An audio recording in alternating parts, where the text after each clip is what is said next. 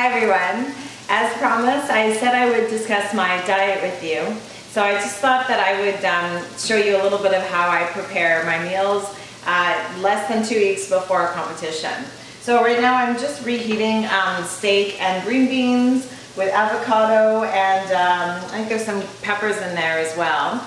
Now my fabulous mother has been doing my food prep this year, and I know I'm spoiled, but I deserve it. So she's like my #1 fan and sponsor.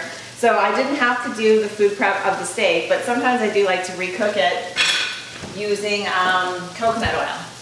So that's another one of the fats in addition to avocados that I use in order to make sure that I'm getting enough fat in my diet.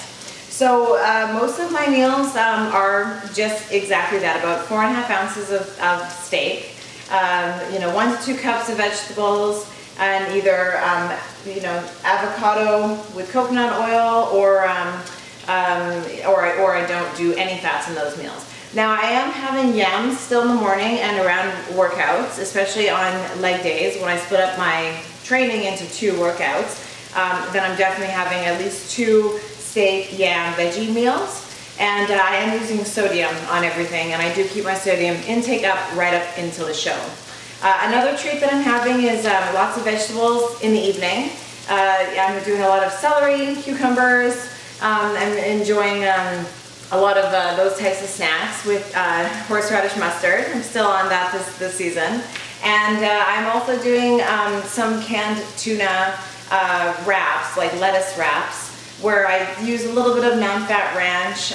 Sometimes I'll put an avocado in with that, and sometimes I even use the chipotle or jalapeno flavored tuna and mix it in with half of a can of unflavored tuna, just to cut down on the extra sugars and fats, and then make that into 2 meals. So those are basically what's in my diet food-wise, where it's not supplements, but just pure nutrition. And I'll give you a little bit more of a rundown on what else I've been up to, and how my plan changes as I go into the show in the next little segments. Okay, so 2 weeks out, and I mentioned to you what is in my meals and approximately how the servings are working there, but I didn't talk about how often I'm eating or how many calories I'm having in a day. I've found that this year I'm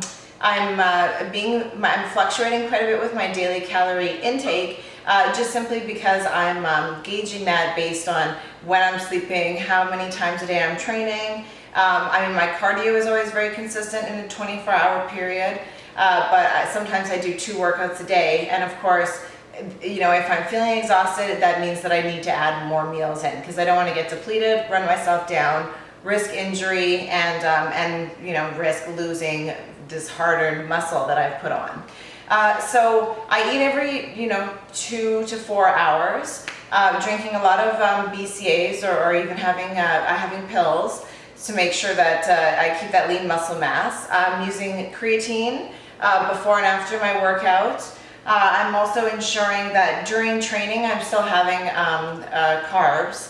So that's a carb drink that I'm having in those cases, mixed in with BCAAs usually. Although if it's a flavored one, then I sometimes just have BCAAs before my workout. So sleep-wise, unfortunately, I've been kind of sporadic with sleep this year. It's very frustrating, but it's been nice that my schedule is allowing me to have naps when I need to. So that's really been fantastic on days when I do 2 leg workouts. I mentioned that I'm training legs, every 2 to 3 days, which is something I do consistently in contest prep.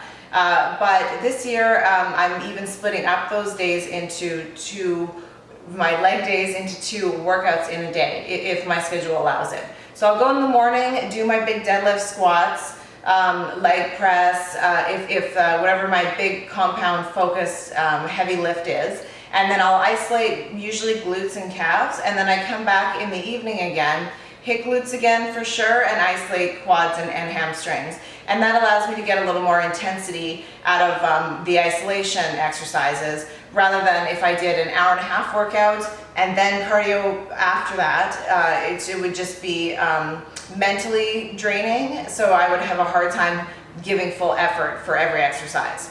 Now, when I'm at the gym, I take advantage of being at the gym and having that step mill. If I have it in me, which is usually, I do step mill sprints. If not, then I'm doing at least a half an hour on that step mill. So when I do the sprints, I count that as 10 minutes.